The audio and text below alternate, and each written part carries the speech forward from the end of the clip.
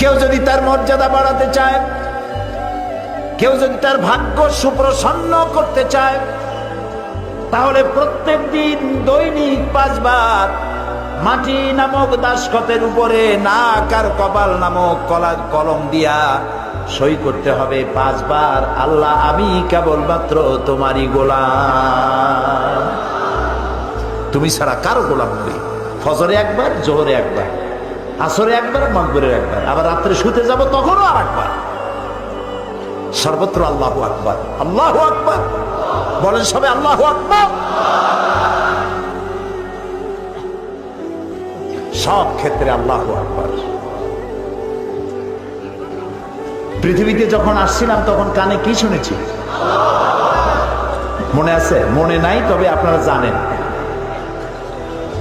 আজানের প্রথম শব্দ কি? ইকামতের প্রথম শব্দ কি?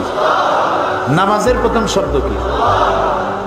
জীবনের শেষ নামাজ সালাতুল জানাজা, প্রথম শব্দ কি? শেষ শব্দ কি? এর দ্বারা প্রমাণ হলো আমার জন্ম থেকে কবরে যাওয়া পর্যন্ত জীবনের প্রতিটি ক্ষেত্রে আমি গোলাম, আমাকে ঘোষণা করতে হবে আল্লাহু আকবার।